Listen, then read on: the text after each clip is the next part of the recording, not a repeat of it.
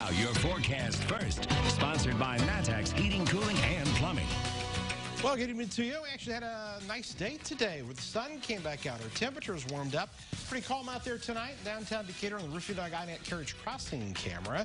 And as we take a glance at the satellite picture, notice the clear skies that we had for much of the day today and still clear out there for tonight. Temperatures are going to be hovering here into the 30s for much of this evening. We may dip down to the upper 20s here by tomorrow morning, but a calm evening expected. But we've got some changes on the way. Snow is in the forecast, and we could see some accumulation. We'll talk about some of the amounts and the timing when we come back. WCIA 3 News starts right now. Now on WCIA 3 News. Speaker Michael Madigan may have stepped aside in the race for re-election for now. Who else is putting their hat into the ring? Plus, police are keeping their eyes on one bill during this session where criminal justice reform stands with just one day left. And also tonight, COVID vaccines don't mean freedom to those in nursing homes. And that's left loved ones upset. You're watching your local news leader. This is WCIA 3 News at 6. I guess he doesn't think he has the votes. I don't know.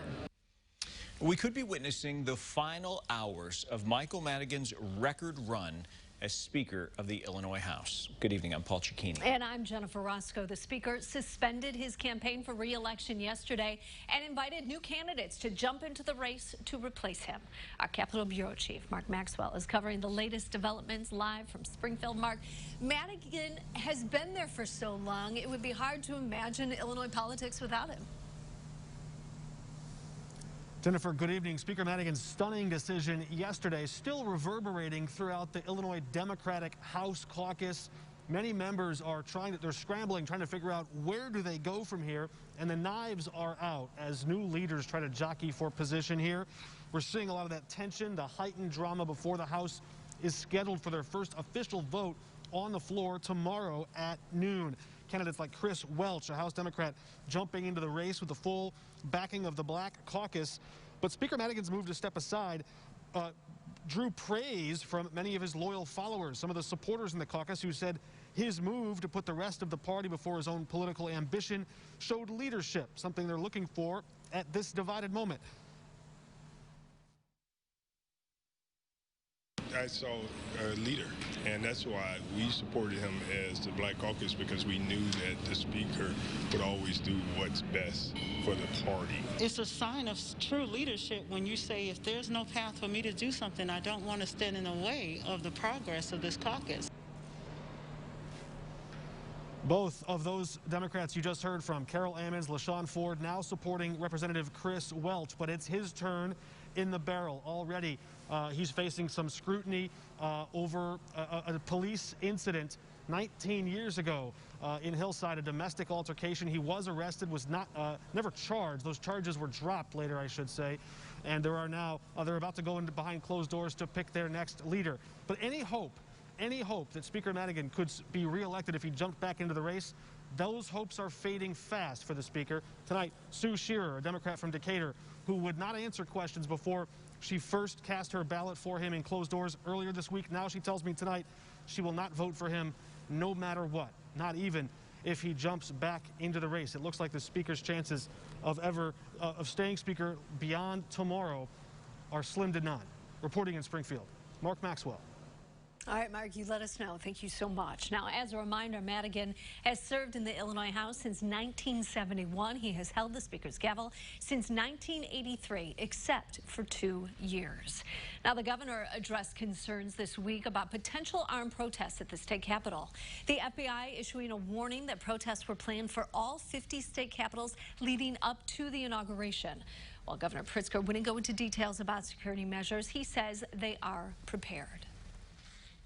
Suffice to say that the ISP is quite well aware of the challenges that may crop up. They've seen them even leading into the session days here, and they will work. We have a great security team for the state consisting of all 3 agency heads.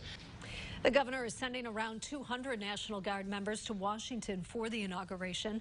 They'll join 10,000 National Guard members already there. And coming up tonight at 10, we're going to have more on concerns about threats of violence, not only at the state capitol, but against lawmakers. The Legislative Black Caucus in Springfield is trying to push through major criminal justice and police reforms. But with a day left in the lame duck, the bill hasn't seen a vote. WCIA 3 Capitol reporter Cole Henke is live in our Capitol newsroom. So, Cole, this bill isn't very popular with police or really any law enforcement.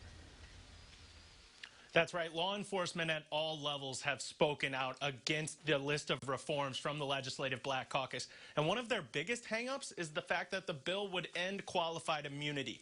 Now, that would mean that officers would be individually responsible for any crimes they commit while in the line of duty.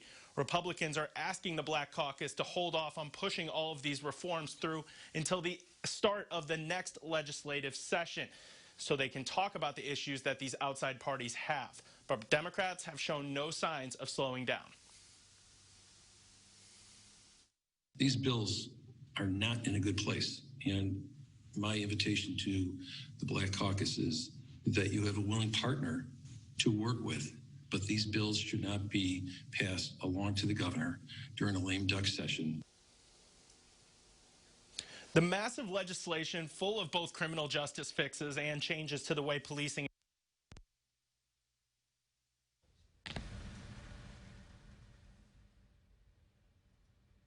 All right, it looks like we lost Cole's signal there. Now, there are several fixes that Cole was mentioning to policing and other criminal justice measures, and you can find more about those on our website, WCIA.com.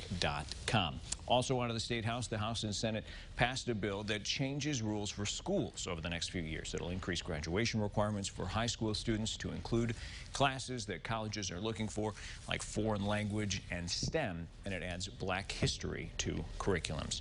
Decatur police are investigating a man that was shot last night at a gas station. Happened at East William near North Lakeshore. Just before midnight, police say the victim, a 42-year-old man, was a customer at that gas depot.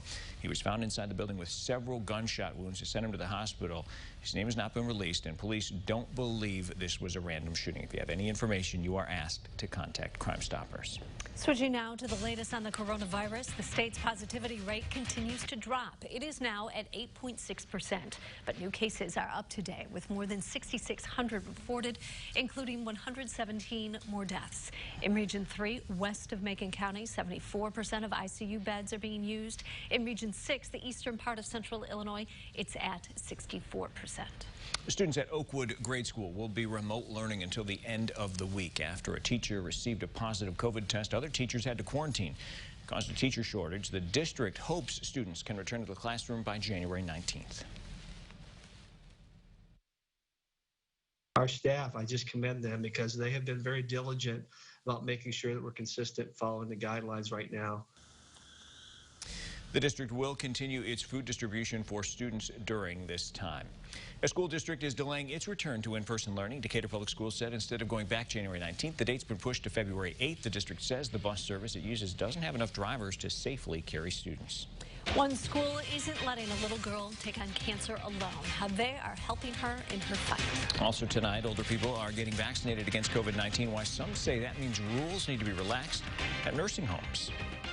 And in case you didn't know what that was in the sky today, it was the sun. UFOs. Okay. Oh. No, that's coming in 6 Well, months, it sort of is a foreign object lately, right? Yes, it is a foreign object, unidentified usually, but we have identified it was the sun today. So how long are we going to be able to keep some of that around? Well, things are nice and calm out there right now across the area. Temperatures are here into the low and mid-30s. When we come back, though, we're going to be talking about the changes that are on the way, which include snow showers. Yes, we go from returning the sun, taking it away, and replacing it with snow. We'll have the latest coming up.